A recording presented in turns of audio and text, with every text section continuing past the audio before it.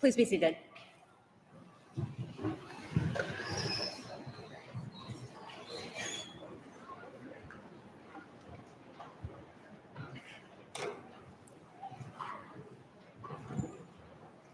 Good afternoon, everyone. I'm Susan Yockey, the director of the Follette School of Public Affairs. And it's my pleasure to welcome all of you to the 2025 Robert M. La Follette School of Public Affairs graduation ceremony. Today is a celebration of your achievements and the considerable effort required to reach this point, right here in the beautiful Wisconsin state capitol. We hold our ceremony here each year as a symbol of your dedication to public service. And I'm so grateful to have the chance to celebrate with you today. Now, I won't deny that these are uncertain times to be going into public policy. However, I believe that there's an incredible silver lining to entering this field and at this time. You have a unique opportunity to demonstrate the immense value of modern, cutting-edge public policy expertise, to showcase the positive impacts of policies that are driven by rigorous research and sound evidence, and to model the civility in policymaking that we all yearn to see more of. In short, you've got a chance to reshape the world. I also want to take a moment to recognize your family and friends in the audience today. This support system around us played a role in helping you achieve the incredible accomplishment that is today. This support system lent an ear when you needed it. They pushed you to keep going. They are truly your greatest cheerleaders. Now let's give them a hand.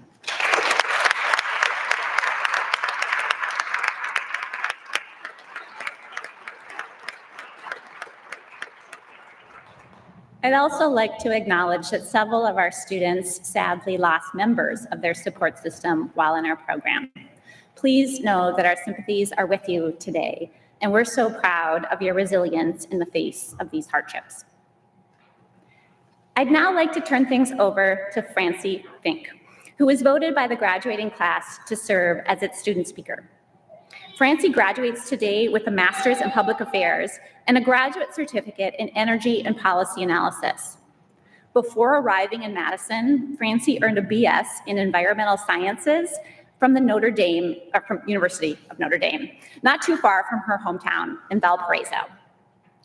During her time at La Follette, Francie worked as an instrumental member of Dr. Morgan Edwards' Climate Action Lab, contributing to projects related to energy system infrastructure, as well as the economics of the clean energy transition.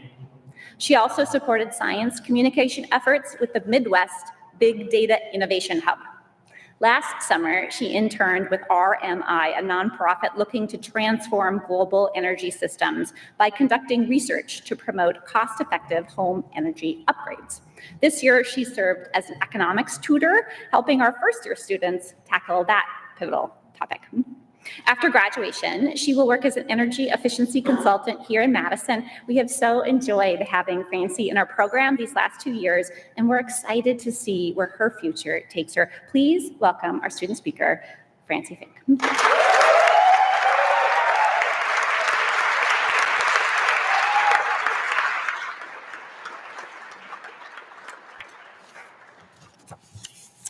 Friends, family, and faculty, it's a joy to be here with you. I've looked forward to this day for a while now, especially to meeting the amazing people who've supported my classmates along the way. To my fellow graduates, I invite you to take a moment to think of the 1 or 2 people who got you through, the equivalent maybe of a parent who calmed you down at the kitchen table during a 3rd grade long division meltdown. We've faced tough moments these past 2 years, including that one infamous Ingraham room, which was a sauna in July and an icebox in January. But I'm talking about the nights when the workload felt impossible, the job interview process seemed endless, or the stress wouldn't let up. Someone showed up for you. And to those loved ones, including my own here today, thank you for being there then and now. To that point, my mom used to say something to my siblings and me when we were growing up that's always stuck with me. She told us that the best thing you can be for someone, the one thing that costs almost nothing, is to be present. Presence can take many forms. For a family member, it's showing up or carving out time out of your workday to live stream this very event from a different time zone. For a professor, it's office hours, helping a student grasp the concept of opportunity cost. I'm proud to say I do finally get it, and mine for this program was definitely giving up my rightful spot as a couch critic for 48 seasons of Survivor. But for a policymaker, presence might be sitting quietly in a town hall meeting just to listen. For me, being there and listening often means simply realizing that, hey, this is not about me. Being present should be so easy, but it turns out it's quite difficult in today's world full of distractions.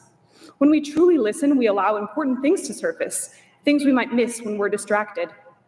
When I think about all of you, I'm inspired by your commitment to presence, listening, and public service, not just government work, but really a devotion to others.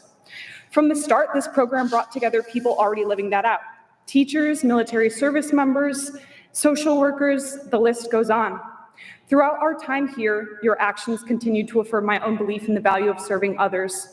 We've had folks mobilizing others to vote, volunteering at the local children's museum on Sundays, and literally running for office. I do think it's important we keep public service cool, and you can cringe at me, because our world needs people who choose to show up with others in mind. Let's also not forget what we've learned at La Follette about good policymaking. It's not good policymaking to simply regurgitate statistics, and it certainly isn't good policymaking to stop there. Good policymaking is asking better questions, not just about what works, but for whom and why. Rigorous analysis and consideration for the commons are not mutually exclusive. In fact, they can be complementary. And for goodness sakes, good policy starts with labeled axes and the right graph type. I'm going to miss a lot of things. I'm going to miss a lot of other things about this program and you all. I'll miss that moment of elation and camaraderie at midnight in the library when somehow the combination of words your group has written in Stata does what you wanted it to do. I'll miss that sacred exchange of eye contact when someone lobs a softball question in a pop briefing. Pure gratitude in a fleeting second. I'll miss post-class debriefs, walking to the next class up Bascom Hill, trying to get my thought out in one sentence so as not to have to take a breath and reveal that I'm completely gassed and my quads are burning. And finally, I'll miss La Follette prom and the fact that, as it turns out, there are some real dark horses on the dance floor sitting in front of me here today. You know who you are. In all seriousness, I'm proud of us also for facing head-on a set of unique challenges. We navigated a series of unprecedented federal funding cuts, some of which directly affected our own work and those we serve. We're entering a job market unfriendly to many of our disciplines, but my conversations with each of you have made it clear that your expertise and passion for your policy interests will guide you through. Though I'm not a native Madisonite with intimate knowledge of history and places in this lovely city like many of my classmates, I have learned a lot, and I do know this. If we were birds flying overhead, we'd see a building at the center of 8 roads, each stretching out in its own direction. I think you know where I'm going with this because the metaphor does write itself, but as a cohort, we'll always share this home in Madison, though we'll each take an exciting and unique, even if imperfect, road from here. I can't wait to take a little day trip down each of your roads and see what you accomplish. Until then, congratulations.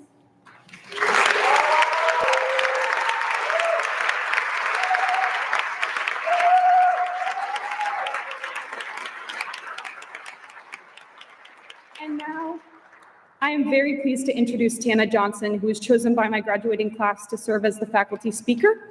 Tana Johnson is an associate professor in public affairs and political science who joined La Follette faculty in 2019. Her work is driven by big puzzles in international relations and by important real-world problems. To that end, she studies the operations of the United Nations, the World Trade Organization, and other international institutions. Professor Johnson is a fellow Badger, earning her BA in International Relations and Asian Studies from UW-Madison. She went on to receive her PhD from the University of Chicago.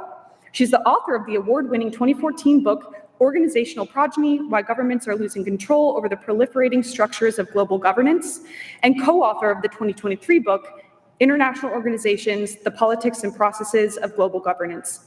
She is also a very beloved instructor, teaching courses on public management, international governance, economic and environmental policymaking, and the interaction of governments and businesses in policymaking. Please welcome Professor Johnson.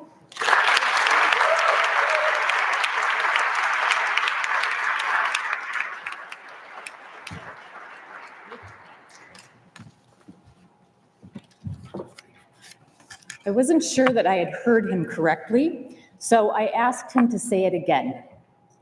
And my son, who is 10 years old, looked at me with that mix of patience, but also exasperation that people of any age seem to reserve for their parents.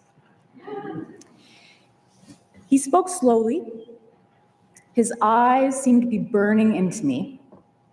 And he said, "Would you rather high-five a cow or fist bump a horse?" Turns out I had heard him correctly the first time, and it didn't help.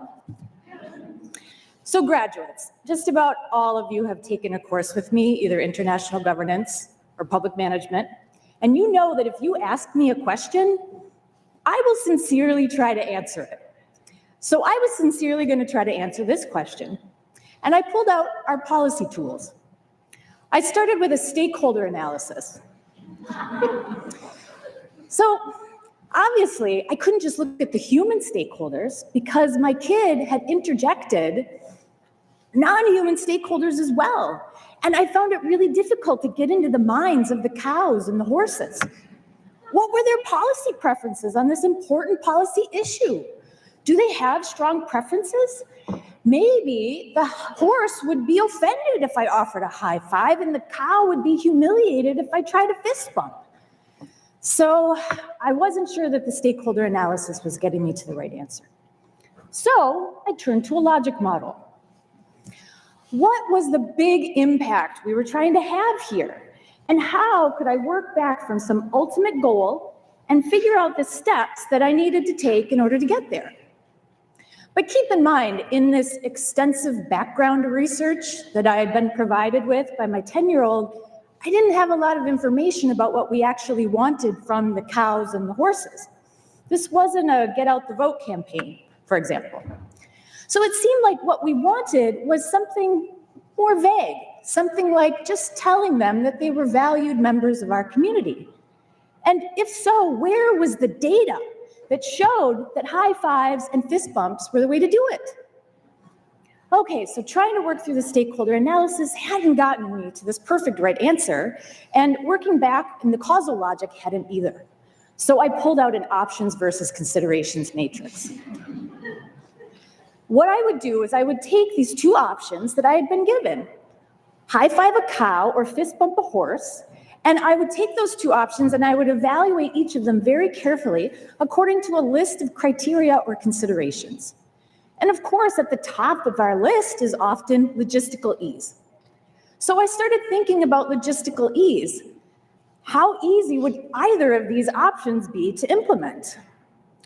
But I immediately came up upon a pretty severe logistical problem, which is that cows and horses don't actually have palms or fists.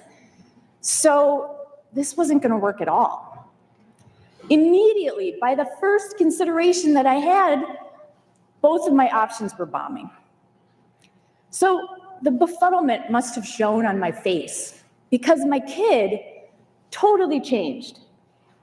Before, he had been annoyed at how slow I was on the uptake with this question. But now he turned to me with a mix of compassion and understanding and a little bit of pity. And he reached out and he touched my arm. And he looked deeply into my eyes. And he said, "I know it's a hard problem, Mom. I've been thinking about it all day. And I can't figure out how can I choose just one. How can I choose just one? How can I choose just one?" I chewed on that for a little bit. And then I chewed on it some more. And I realized that I had been expending a bunch of mental power to come to the conclusion that I didn't like any of my options, and I wasn't excited about doing anything. And he had been using a lot of mental power to think about how he could generate additional options so he could do more. So graduates, it's time for you to go out to solve problems, to answer questions, and to benefit our world. And when you do that, I hope you will use these tools that we've practiced here at the La Follette School. And I also hope you will find a way to keep or rediscover that attitude that my kid displayed. Not wringing your hands because you feel like you can't do anything, but instead using your head and your heart to figure out how you can do more. So go out there, do well and do good. There is so much work to do, and you are ready for it.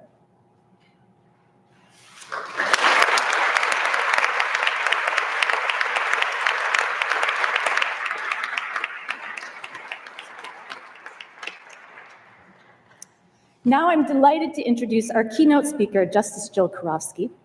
Like our graduates here today, Justice Karofsky earned her master's degree from La Follette, so you are all in good company. She also earned her JD from UW-Madison before launching her illustrious law career. Justice Karofsky has served as an assistant state attorney general and was Wisconsin's first violence against women resource prosecutor. She also served as executive director of the Office of Crime Victim Services for the State Department of Justice and as a judge for the Dane County Circuit Court. In 2020, she was elected to the Wisconsin Supreme Court. Come July 1st, she will take over as Chief Justice for the Wisconsin Supreme Court. Justice Karofsky, thank you for being with us today. The floor is yours.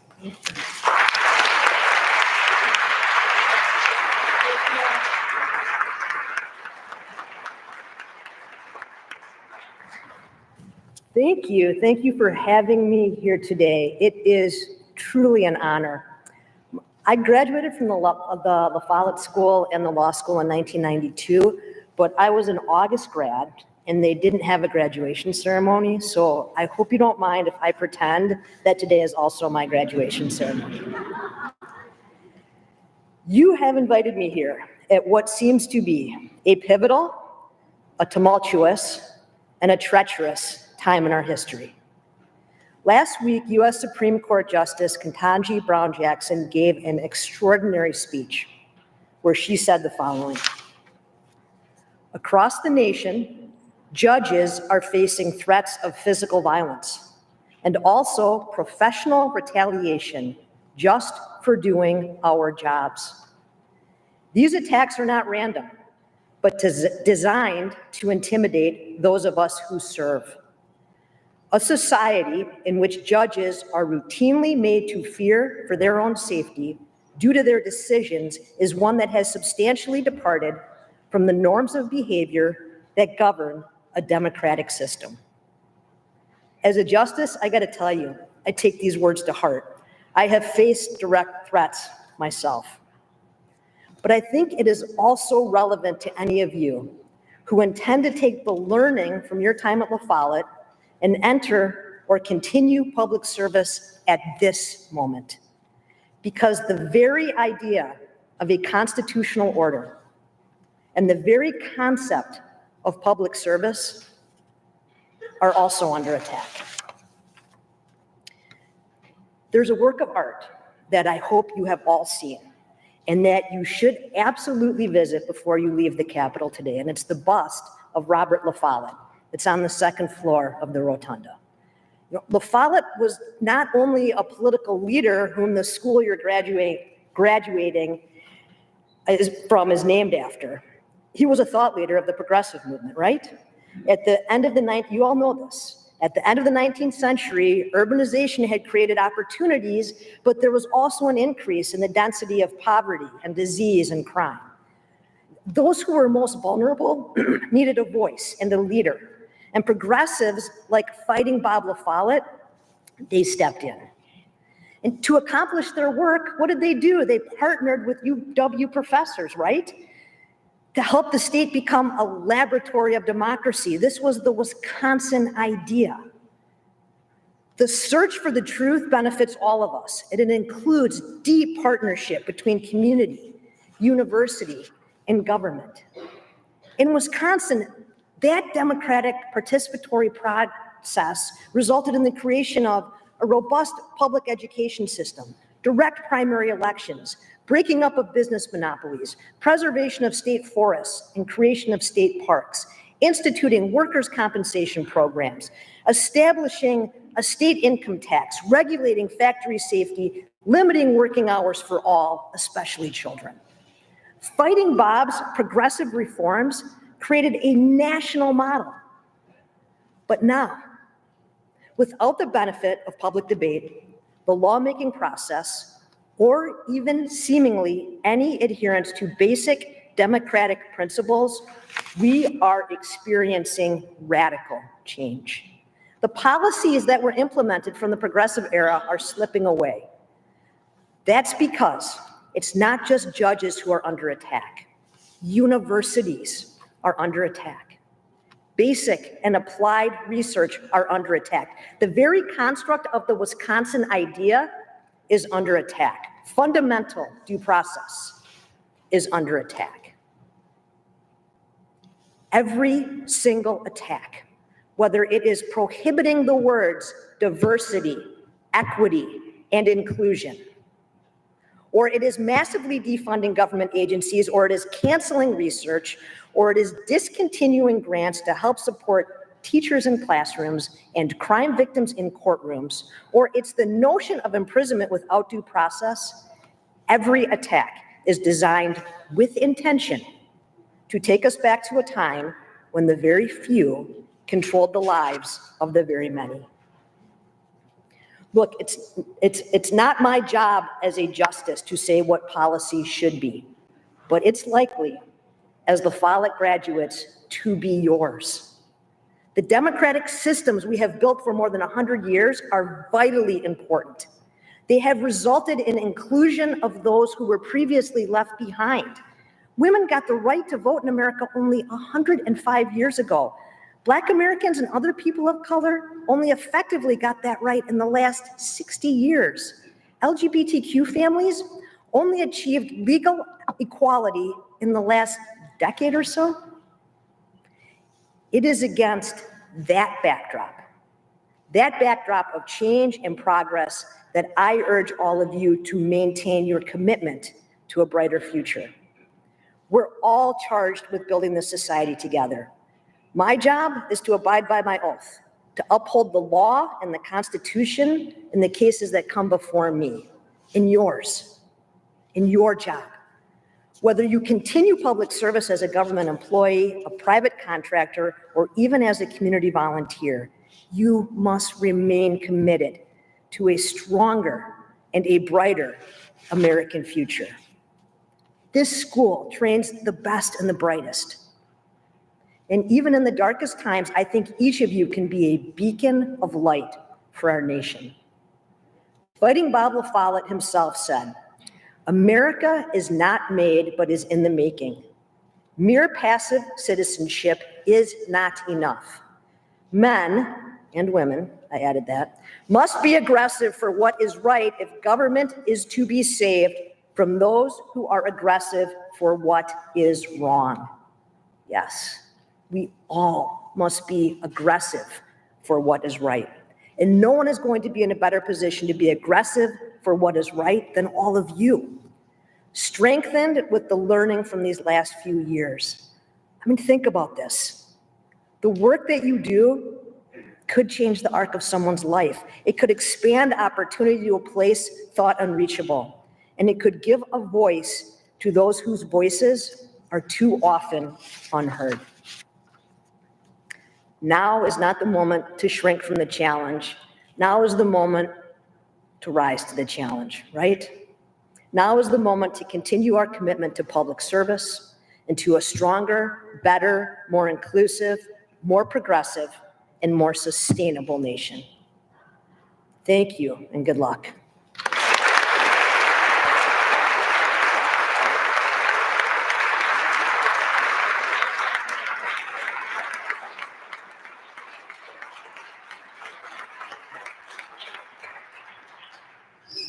Now it is my distinct pleasure to introduce today's commencement speaker. Dr. Donna Shalala is among the most accomplished and dedicated public servants the United States of America has ever seen. And I know that the La Follette School is honored to have her here today. She has spent a lifetime in service of others, working tirelessly to improve the lives of Americans and people across the globe. I hope that she can be a source of inspiration as you embark on your own public service careers. Highlights of Dr. Shalala's accomplishments include representing a Southern Florida district in Congress, serving as president of the Clinton Foundation, and being the longest-serving United States Secretary of Health and Human Services. And of course, the UW-Madison community was lucky enough to call her chancellor from 1987 to 1993. That's not all. In 2008, the Council on Excellence in Government named her one of the greatest public servants of the previous 25 years. That same year, President George W. Bush awarded her the Presidential Medal of Freedom, the nation's highest civilian award. If I had that, I'd wear it like all the time. In 2010, she received the Nelson Mandela Award for Health and Human Rights, and in 2011, she was inducted into the National Women's Hall of Fame. Please join me in welcoming your 2025 commencement speaker, Dr. Donna Shalala.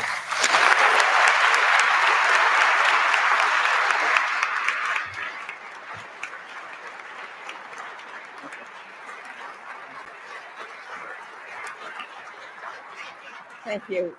Thank you very much. Madam Chief Justice, that sounds perfect. Thank you.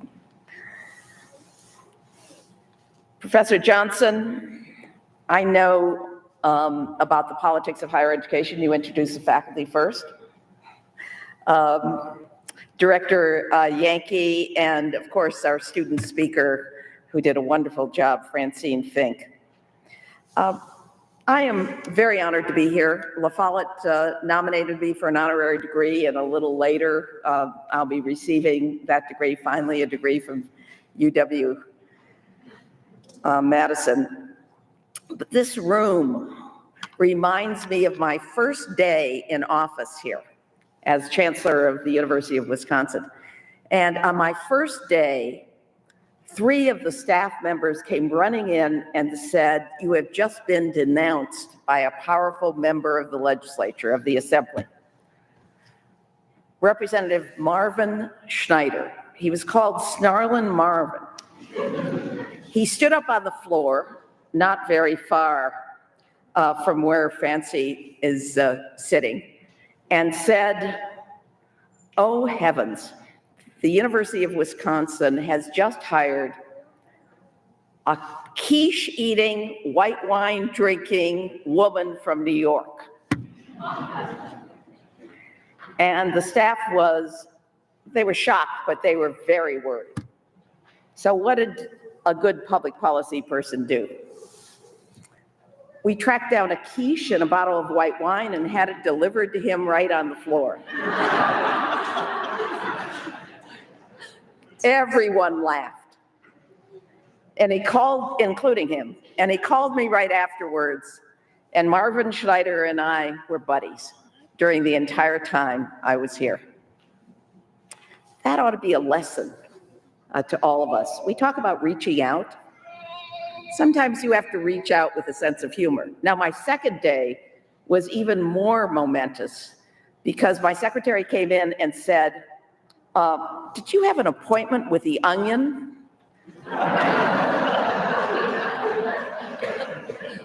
They're here to interview you. And I said, yes, I've been having a correspondence with the Onion, and they're just starting here in Madison. And I told them that I'd be happy to talk to them. And she said, well, they arrived with a cow. I said, you're kidding. In walked the editor of the Onion with an actual cow. And in the first issue ever to appear in the Onion is a picture of the cow. By the way, someone was standing behind him with a big basket just in case something happened. It's a picture of the cow leaning over my desk, interviewing me. After that, it was all uphill. I hired Barry Alvarez, and I became a hero in Wisconsin for turning around the football program.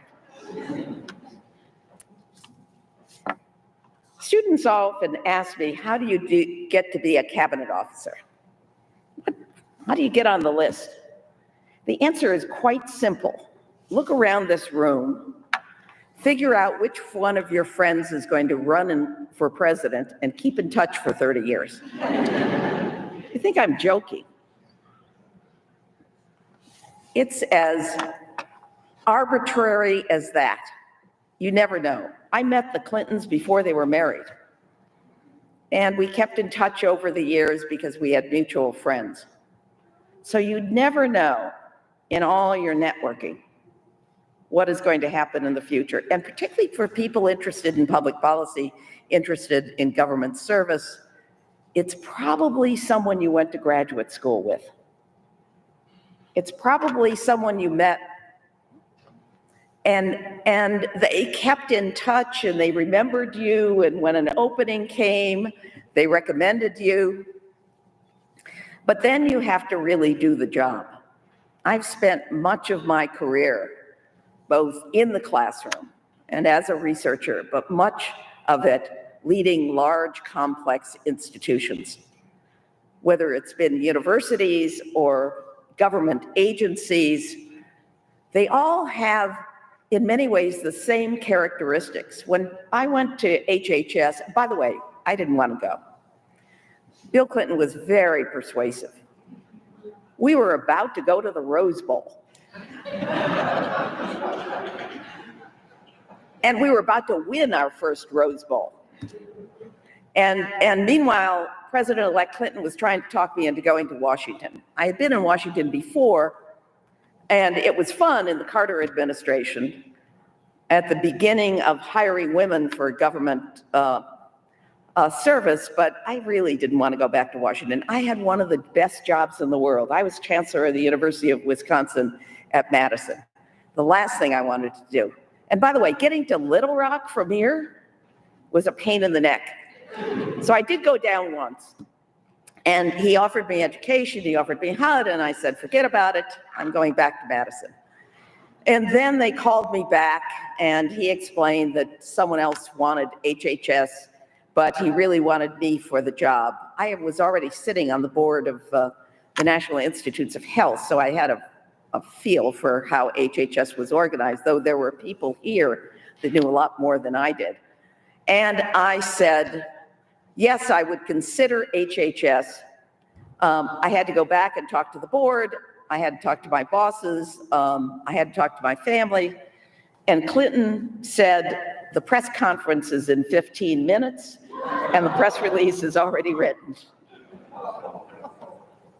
Told me a lot about what the next 8 years was going to be like. So what are the lessons that I learned as part of this experience?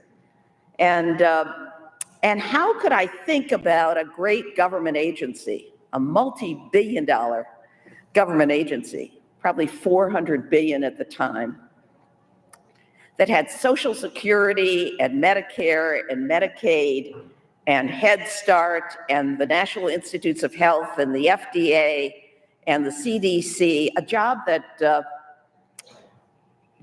people actually thought was impossible.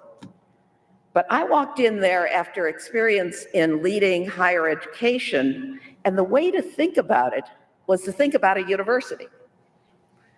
And the first lesson that I knew was that you have to know the cultures of your organizations. And if you run a university, you know that the politics and the way in which law schools operate is different from the way a school like La Follette operates, or the way LNS operates, or the way the medical school. The culture of the medical school is very different from the culture of the law school. And the culture of arts and sciences is very different from an engineering school.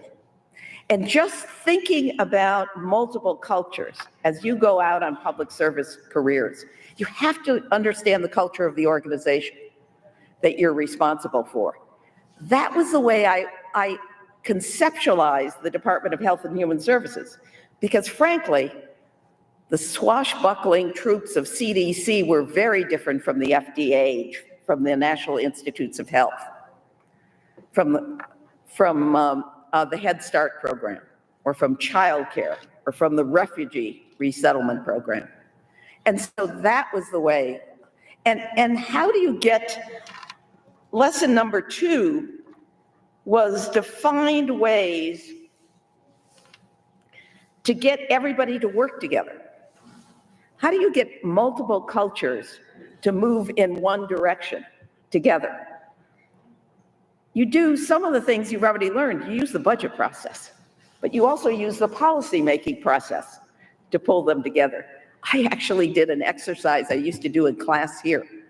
Can you imagine, I told a Nobel laureate who headed the NIH that he had to sit in the budget meetings of the Assistant Secretary for Children and Families. I made them all sit in each other's budget hearings. And then I handed them a sheet of paper and I said, okay, do the budget for the department. They were shocked. The first year, they gave themselves more money. But after that, they saw the overlapping and they started to give each other money or to find things that they could work together on. So when people say that government agencies are impossible to manage, they're not impossible to manage. You just have to have some experience, some common sense, and good training, the kind of training that you've gotten here at La Follette. Lesson number 3, don't overlook the abilities of your staff. You cannot, what's going on in Washington now, in their search for waste, fraud, and abuse, is all they're doing is abusing the civil servants. And one of the things you learn when you lead large institutions is that those civil servants, those staff people at a university, have to feel like they're part of the larger picture. There's a famous story of a reporter wandering around NASA, and he ran into one of the cleaners, and he said to the cleaner, "So what are you doing?" And the cleaner said, "I'm working to go to the moon." So he felt like he was supporting the efforts of NASA. He understood that he was part of the larger whole. And so how you treat the people around you, how you treat the people that are working for you, becomes very important in your ability to succeed. Respect them, learn from them, and respect them to the point where everybody around them, whether they're political appointees or whether they've been hired in competitive processes, I traveled this state, and respecting the people of this state and understanding what their needs were, you know what they told me? They told me, number one, we didn't pay attention to their kids when they came here as undergraduates. All we cared about was our graduate programs. Number two, they were disappointed that the football team was losing. Number three, they thought we were too liberal. And I had to deal with all of those issues. But to deal with it with a set of people that were working here that knew the difference. The real challenge was the undergraduate one. And so I appointed a committee with the university committee. And, but I told David Ward, the provost, that he had to pick people who had undergraduates here at the university. That I wanted faculty members who had kids that were going to the university because they would have a different attitude about how we were treating their kids. Howard Timmon, the great Nobel laureate, complained to me that his daughters had trouble getting into their classes. So I talked him into joining the committee. And it did make a difference. Lesson 4, choose the best and let them do their jobs. When I came here to UW-Madison, I had to choose both a provost as well as a dean of the graduate school. The dean of the graduate school was very powerful because he had all this Wharf money to give out, probably still does. And I skipped the sitting deans and took their associate deans because I was trying to build a pathway for talented people to eventually become chancellor. But it made a difference that I picked people from the faculty that were highly respected, could lead the institution. When I got to government, in all my government positions, I picked experts. My deal with Bill Clinton was if he was going to drag me down to Washington, I got to pick the people. No other president ever gave an HHS secretary that power. No Democrat or no Republican. But I picked people who were giants in their fields, which meant that the civil service respected them. And in the universities that I've led, I've picked faculty members for positions that the faculty respected and that were committed to the education of students, that understood that the students were really our customers. And we had to organize around them. But talented people, lesson 5, stitch together a loyal team. Teams make a difference. Brilliance is overrated. When I interview people for jobs, and you should remember this, I'm interested in whether they can operate as a team. When I arrived at HHS, they were having the ceremony to give civil servants awards, and it was all individual awards. When I left, it was all team awards. Because you build loyalty by building teams, and you attack problems by building cross teams. That's what I did in universities I led, and that's what I did in government.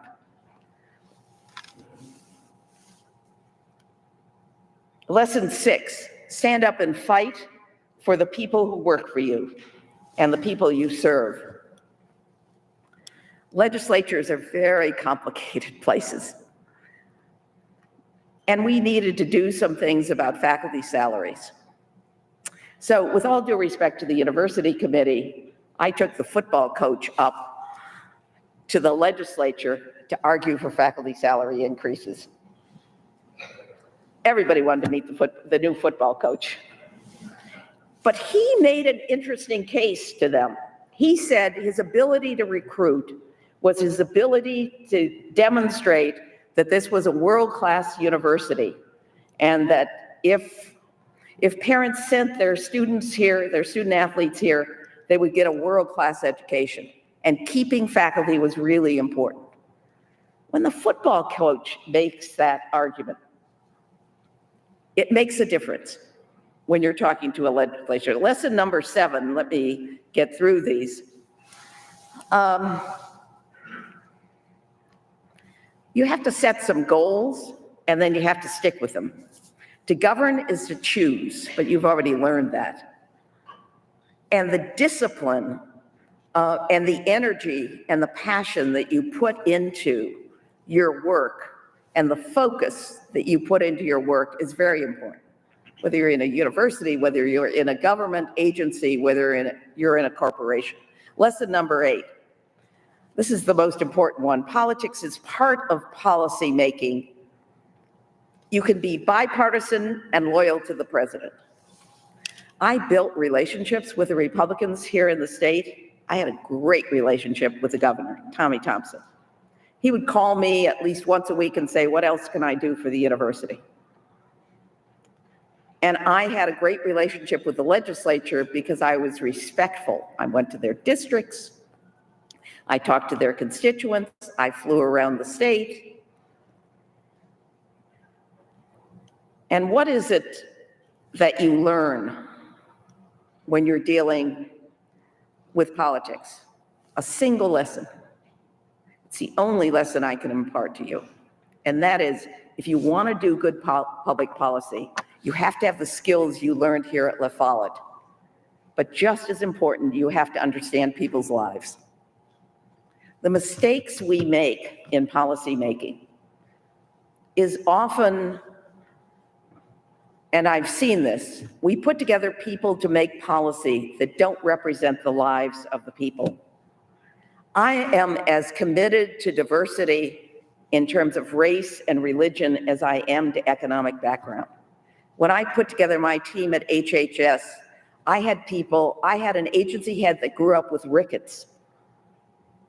You need people at the table who have had different experiences. And you need to not walk away from your background, but to use it as part of policy making. You need to understand people's lives.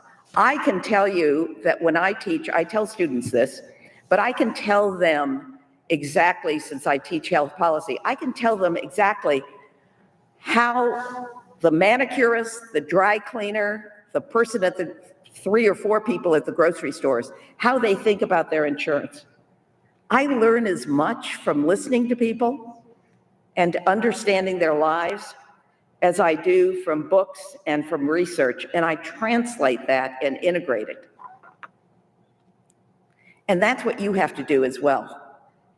So if you want to make good policy, you have to have people around you with different experiences, different life experiences, and then you have to really listen to people and understand their own lives as part of it.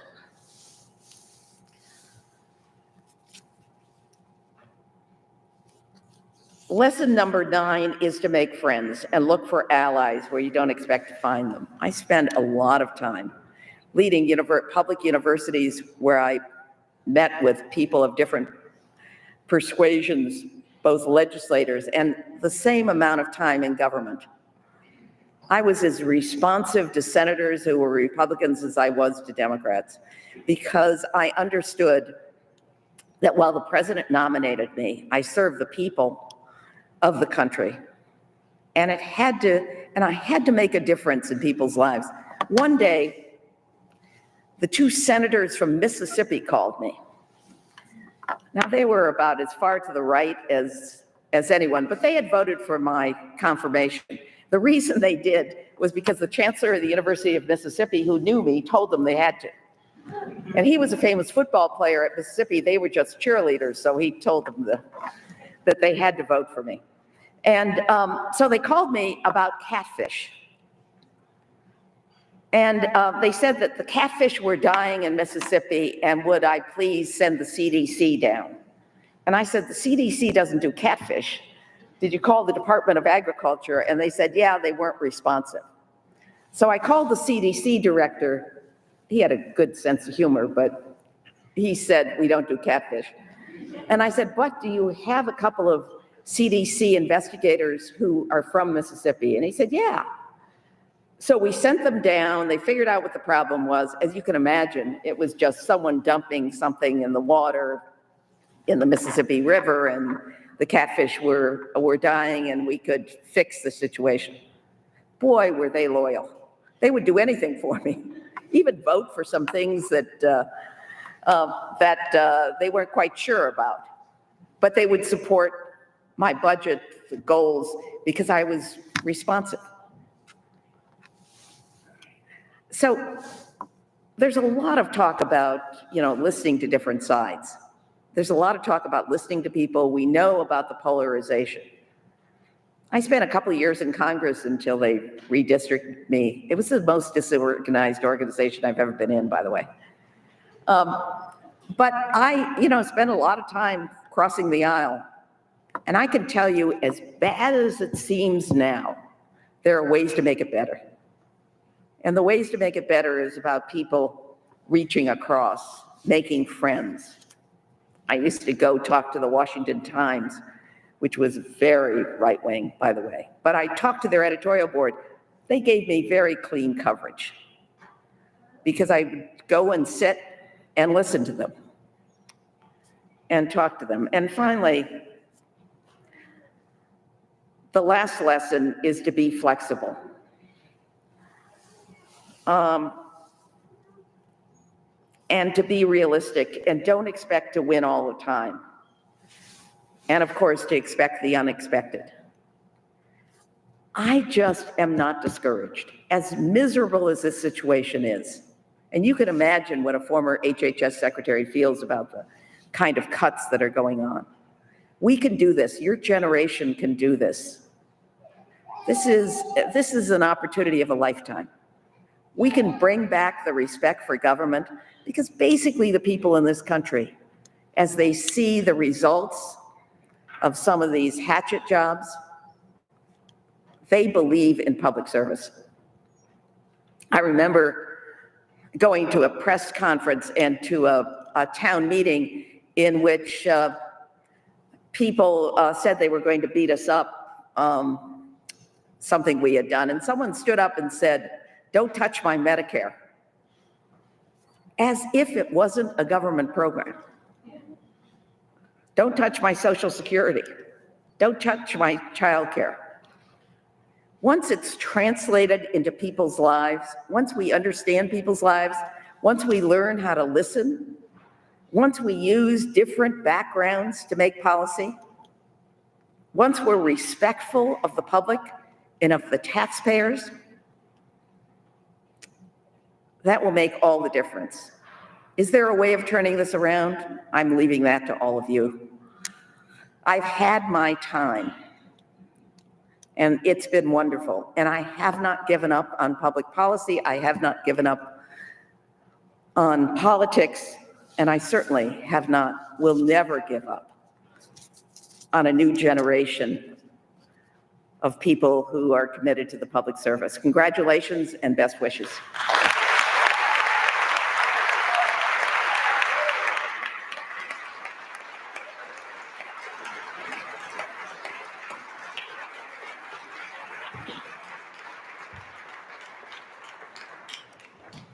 Chancellor, thank you so much for those comments. We now have the honor of announcing 3 student awards. I'm going to say here that they're individual awards, and next year, we're going to do a team one.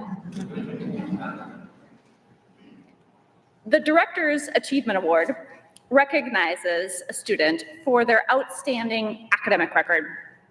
The major criterion for the award is grade point average, but the graduating student must also demonstrate evidence of being an outstanding public policy thinker and communicator. This year's winner, who I will have briefly stand when I read his or her name, has been a major contributor to the La Follette School's intellectual and student life. I'm very pleased to announce this year's Director's Award winner is Avery Bluey. Avery?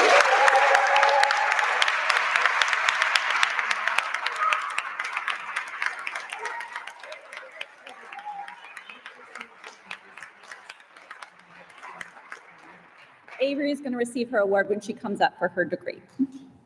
Next, I have the pleasure of sharing this year's winner of the Penniman Prize, which goes to a graduating student who has written the most outstanding paper while at the La Follette School. La Follette School faculty members nominate papers that best demonstrate the school's writing and analytic skills, and this year, Professor David Weimer has nominated the paper Addressing the U.S. Nursing Home and Child Care Workforce Shortage by Francie Fink. Francie, please stand to be recognized.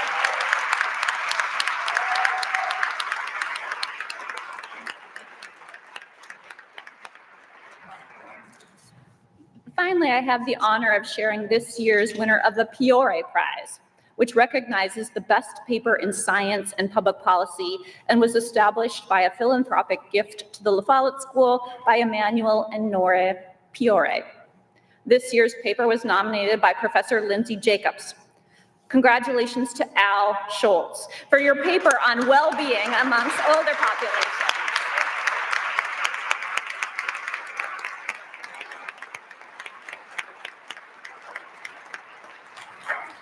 The full title of Al's paper was Well-Being Among Older Populations, an Investigation into Social Interactions Among Older Populations and Its Effects. Congratulations, Al. I'm now delighted to turn the floor over to Mo O'Connor, who serves as our graduate program director at the La Follette School. And Mo has done so very much to help these students through their time at the La Follette School. Mo?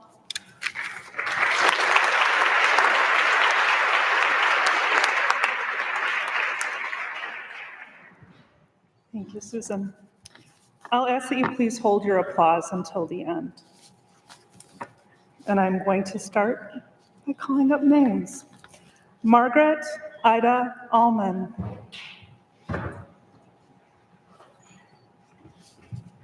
Francis Ahmedwadzi.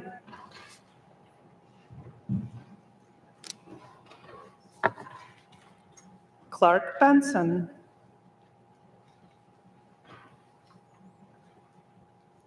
Matthew Joseph Geronimo Bialo.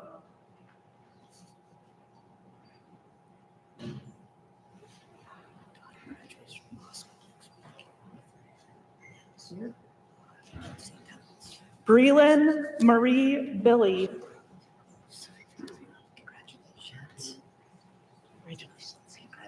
Avery Elizabeth Bluey.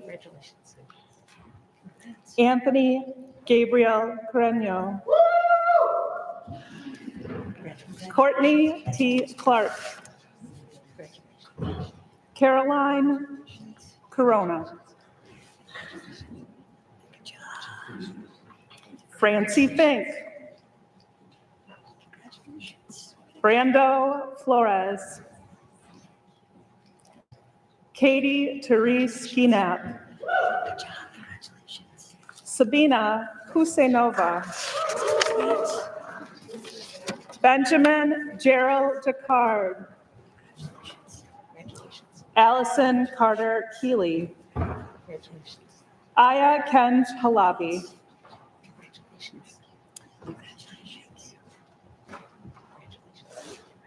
Erin Elizabeth Kennan. Podrick Francis Kenny.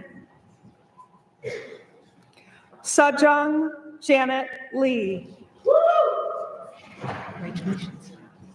Daniel Levan. Olivia Blake Lindorfer. Ali Mamadov. Kanan Mamadov. Kathambi Mbaka. Mohammed Rehan.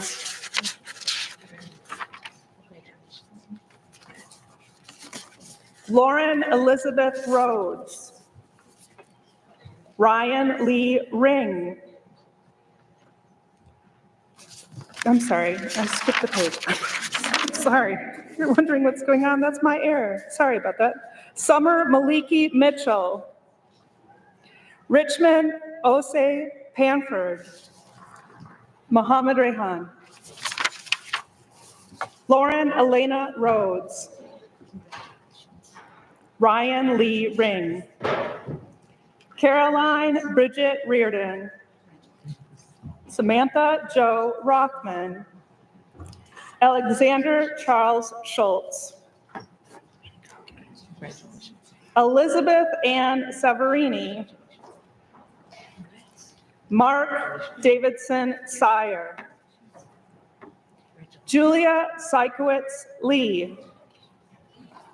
Cameron Town. Gadioso Bintu Claire Traore. Elias Zachary Sarovsky. Arissa Dawn Watkins. Jake Westner. Megan Jo Westerman. And Chi Yang.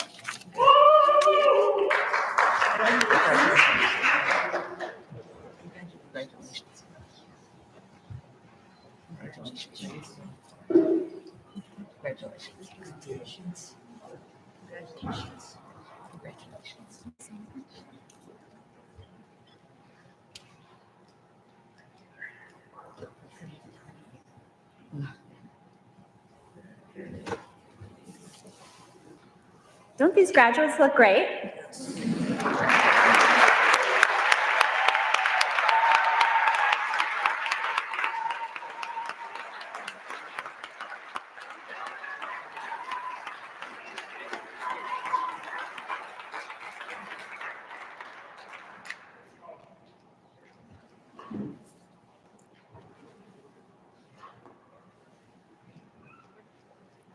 When our graduates finish taking their photos, I just want to make sure that everyone knows they're welcome to a reception immediately following here. It's going to be in the Capitol Rotunda. It's going to be wonderful. Please stay. We have it till 5:30 when they kick us out. So please stay for that wonderful reception.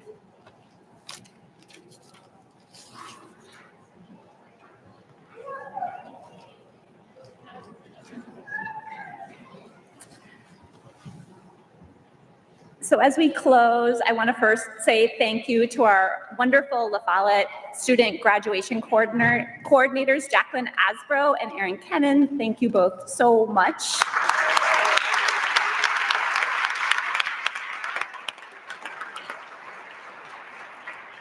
As I mentioned, they've planned this wonderful reception. Let's all attend for a while and have some wonderful camaraderie. I also want to thank our Graduate Student Association, LISA, as well as our La Follette staff who assisted in the event today, and our 4 incredible speakers who vividly demonstrated the breadth of the career options and the significant societal impact possible with an education in our field, public affairs. I'm so grateful for their willingness to spend time with us today.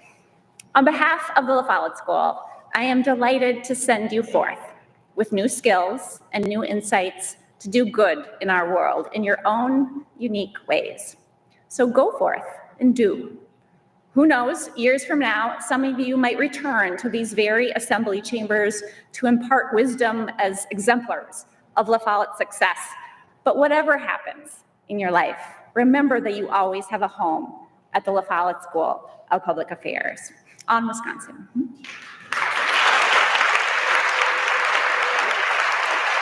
All right, stand up and throw.